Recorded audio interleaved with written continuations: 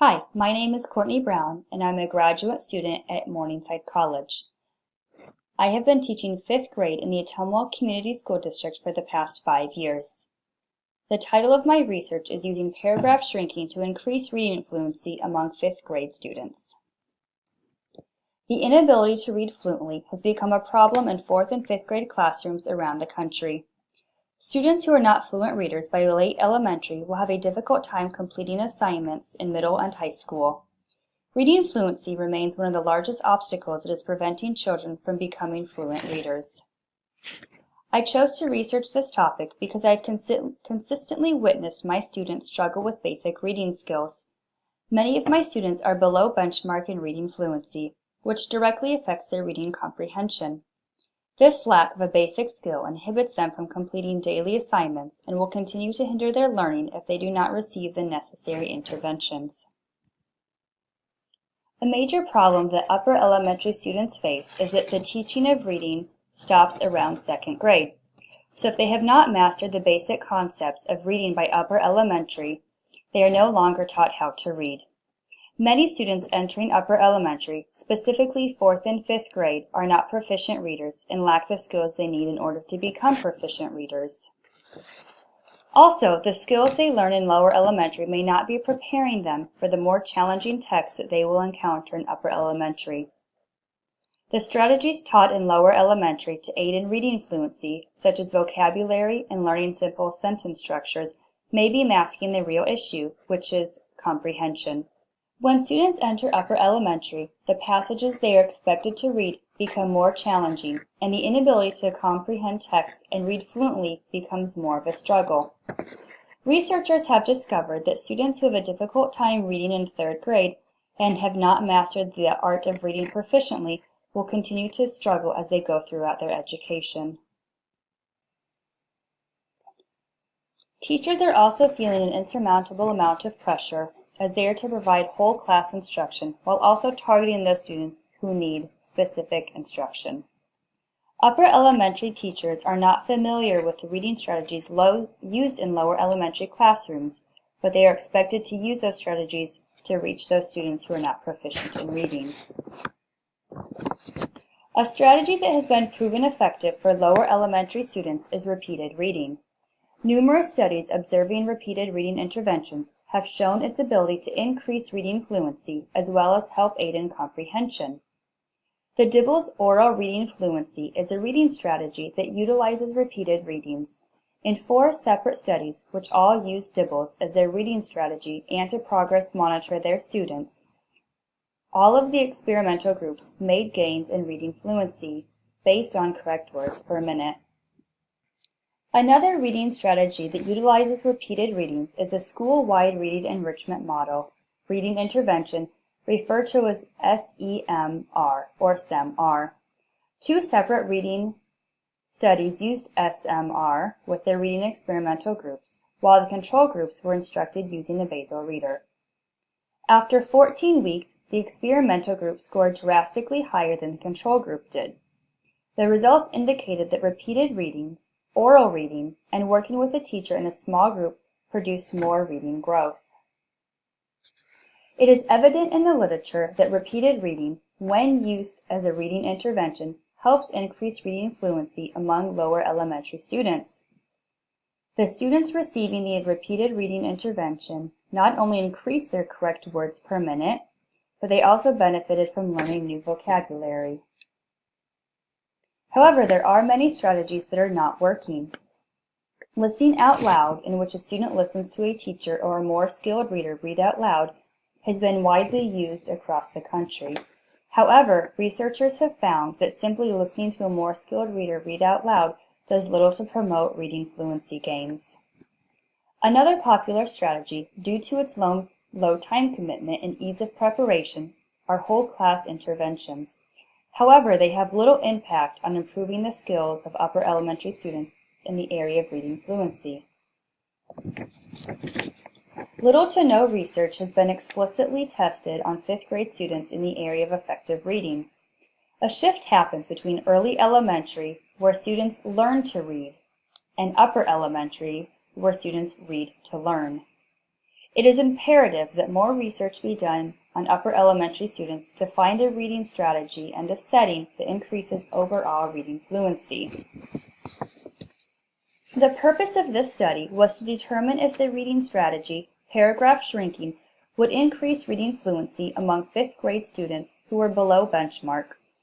The tools used in this study were the various Read Naturally passages, and the measurement device was FastBridge, the statewide screener.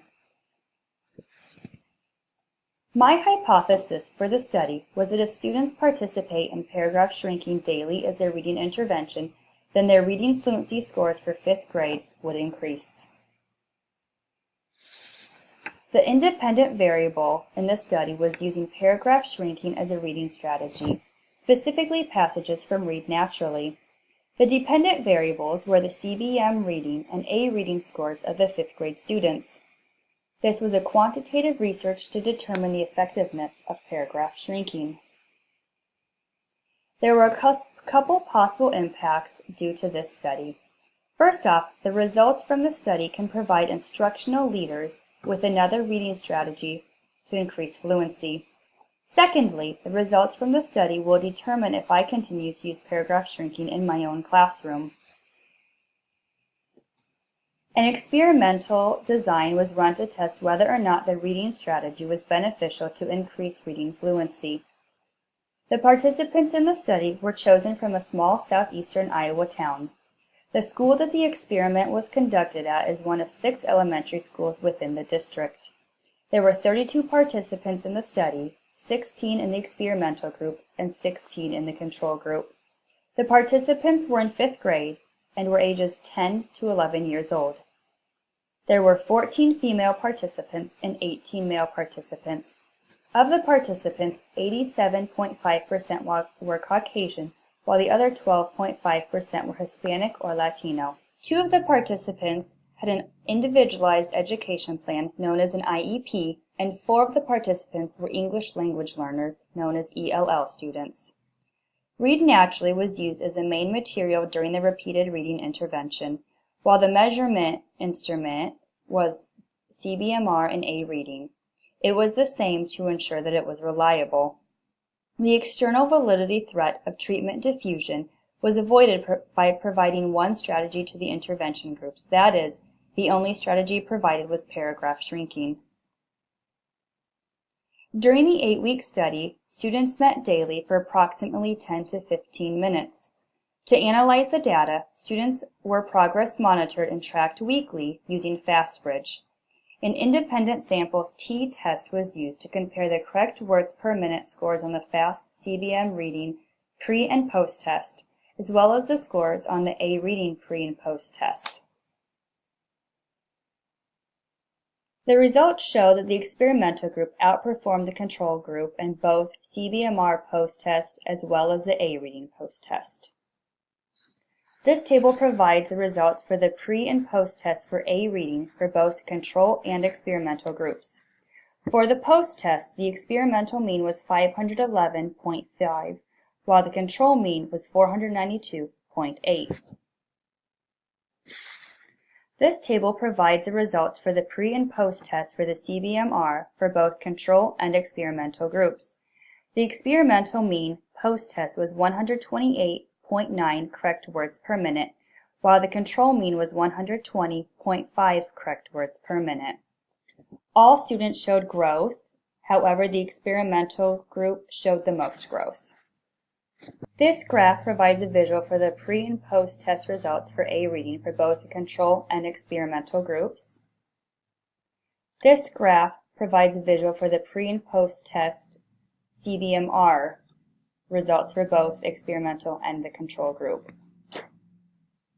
The theory of automatic information processing, invented by David LaBerge and S.J. Samuels, has been used to help researchers and educators understand the complexity of reading.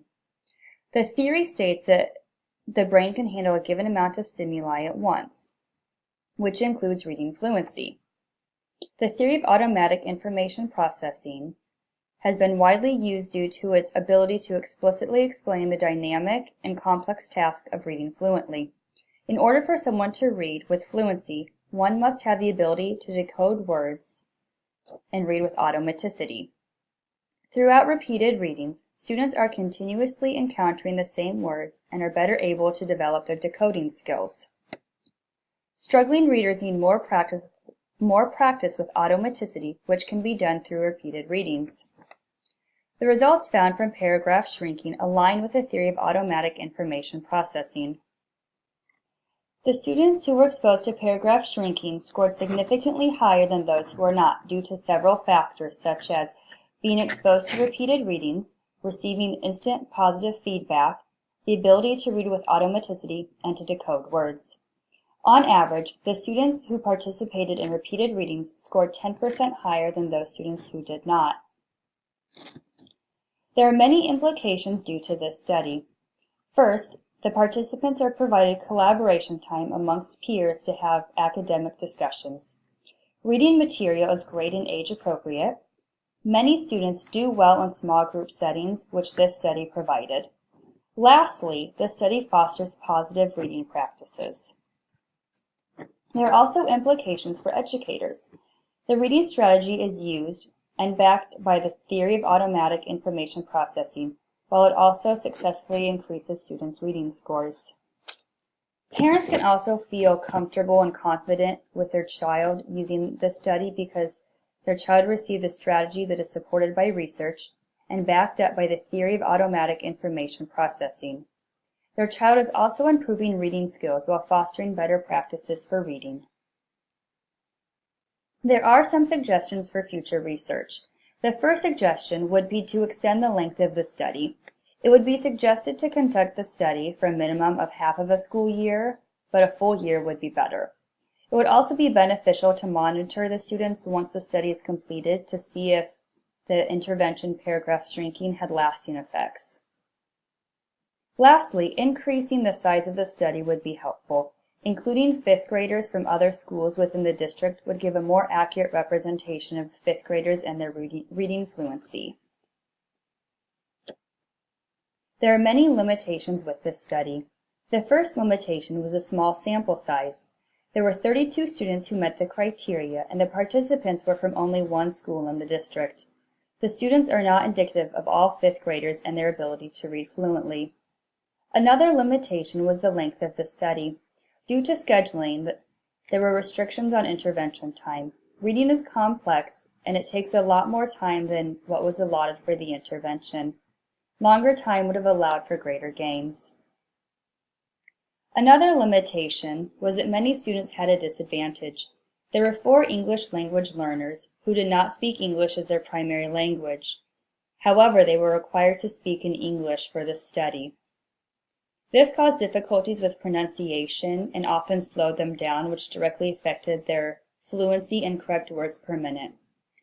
There were also students with IEPs. The 2 students that had the IEP were in reading and fluency. Those IEP students were already 1 to 2 grade levels behind. Lastly, a limitation was external factors. There may have been an intrinsic lack of motivation from these students. A lot of participants do not have parent involvement and/or support for reading at home. There is also a lack of access to books outside of the classroom, which makes it hard for those students to foster better reading practices at home. And lastly, here are the references that I used throughout this presentation.